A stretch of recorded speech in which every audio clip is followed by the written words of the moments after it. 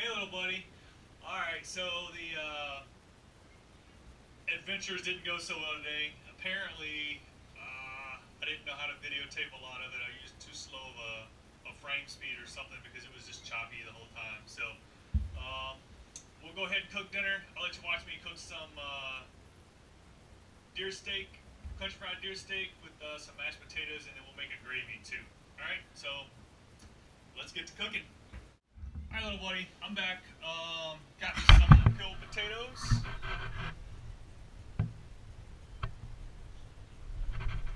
Already went ahead and cubed them for us, so I'm going to be boiling those up here in a minute. My deer meat's pretty good and thawing out. But first thing I got to do is, because I don't have any bacon greases, I got to make me some bacon grease. So bring you over. All right, so since I'm making the bacon grease, I was thinking, what can I do with the bacon? Because I mean, I guess I could heat it up for tomorrow for breakfast, but since I'm having the mashed potatoes, country fried deer steak gravy, I'm also going to do some green beans and bacon with a little bit of garlic. So that should turn out pretty good. We'll see how that turns. Easy too, just put it on parchment paper in the oven, but I don't have anything else to do, so I'm just going to go ahead and use the skillet. Just remember, when you're cooking your bacon, you cook it low and slow so that you get all the grease out of it without getting it done or burning it too quick. You don't want it to brown before you get a lot of your fat to cook off of it.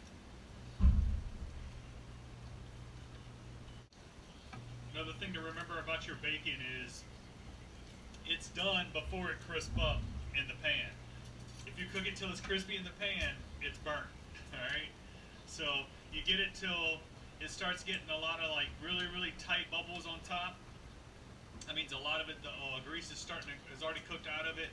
It's starting to now cook in the pan, or the grease is starting to bubble up through it. So that'll give you a good indication that when you don't see a whole lot of fat left around it, mostly meat, and it's starting to sizzle up on top, that your bacon's done. The bacon's done.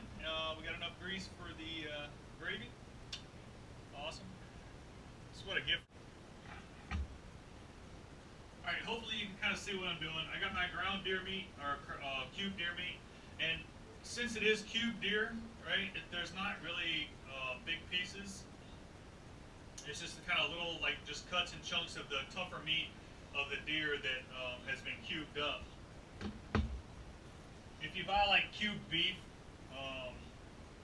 it comes in nice, pretty steaks, but since this is deer, I've got basically one egg that I'll beat in with a little bit of milk just to kind of thin it out a little bit. That's going to be my after wash. And then I got some flour. I think this I'm using self-rising. So since this is also going to be my gravy flour, I'm going to go ahead and season it. A little bit of salt. I don't usually add too much, not to my flour. Pepper. I love using whole ground or peppercorns just because it gives it a bigger peppery flavor. And I usually add a good bit of that. Alright, so salt, pepper. Really, that's all you really have to do if you wanted to. I like to add a little bit of extra stuff. So I usually go over to the spice cabinet and I'll get out like anything that appeals to me, really. If I think it's going to taste good fried, I usually put it on there. So garlic powder, onion powder within reason. Alright, so I went and got some garlic powder. Put a little bit of that in there. And just a little. I don't know. I'm one of those people that think that like garlic and onion is something that you can add to everything.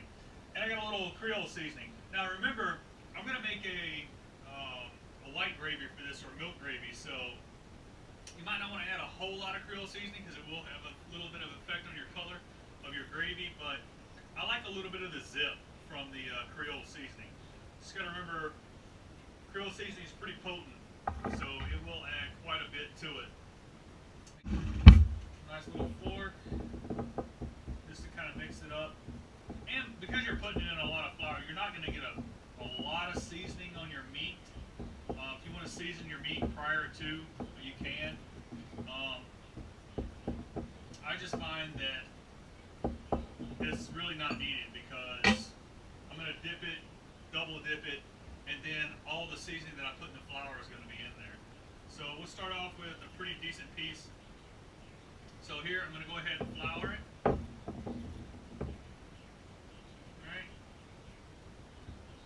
I'm going to egg wash it. That was an egg with a little bit of milk. And then just go ahead and flip it in the flour until